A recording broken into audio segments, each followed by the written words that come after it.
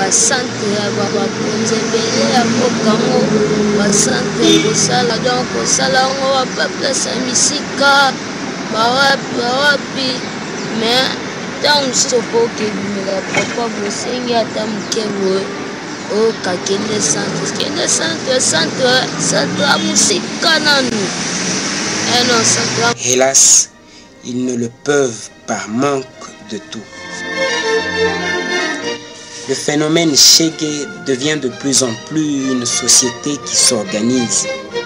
On y trouve même ceux qui sont nés Chégué et sans repère des valeurs citoyennes.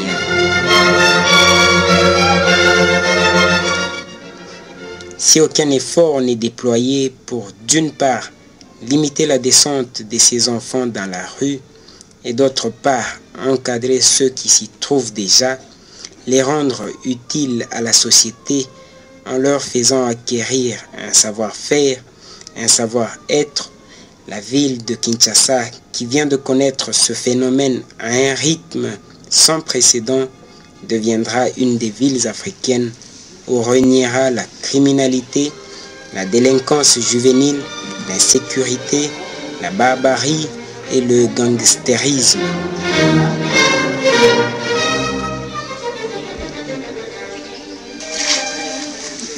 Les enfants de la rue, ces délaissés de la société congolaise, sont depuis un certain temps objet de l'apostolat des Salésiens.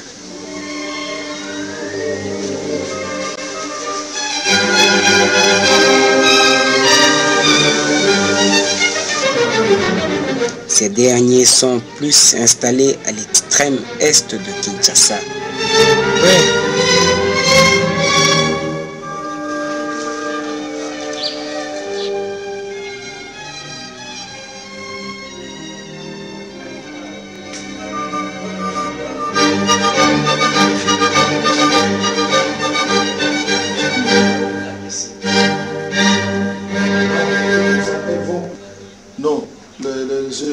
Les ailes là. C'est pour une carte. Une seule, il y a d'autres cartes.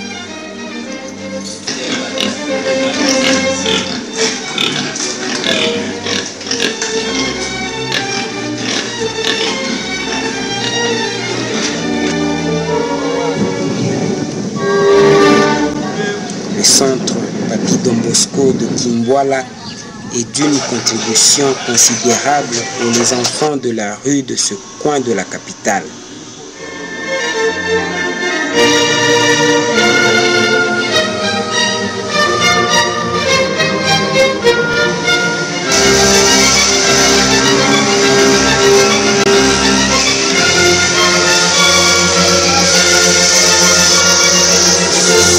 Après la formation à la menuiserie, les jeunes il a la possibilité d'avoir il a la possibilité de faire avoir l'expérience. Par exemple, pour la menuiserie, quand les jeunes terminent son travail, ses études, il y a aussi le stage de 3 mois. Et après cela, si la cité n'a pas assez de possibilités, il peut encore retourner chez nous pour faire 2 mois, 3 mois de temporaire. Combien de jeunes vous formez au cours d'une année et que vous avez déjà formé? À la menuiserie, plus ou moins par année, c'est une vingtaine.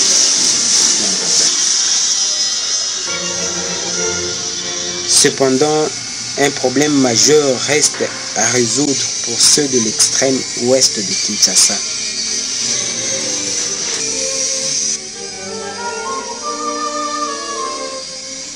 C'est ainsi la congrégation des Oblats de Marie Immaculée vient d'initier un grand projet en faveur de ces enfants en créant un centre nommé la Cité des Jeunes de Maloko dans la commune portant le même nom.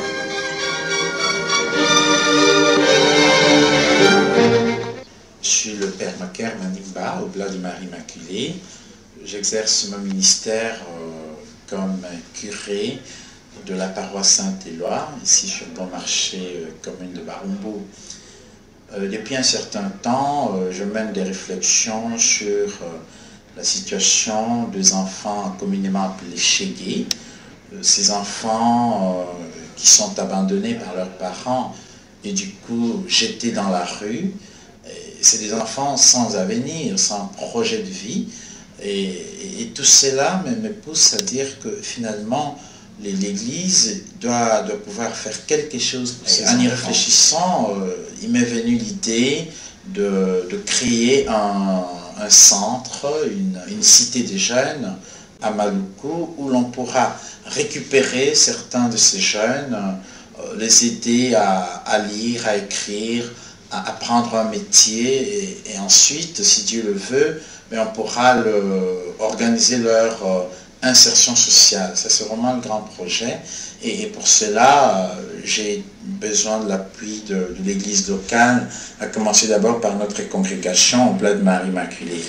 Vous comprenez très bien que, comme Oblat, nous avons une mission particulière, celle d'annoncer le Christ particulièrement aux plus pauvres, dont la condition réclame à grands cris une espérance.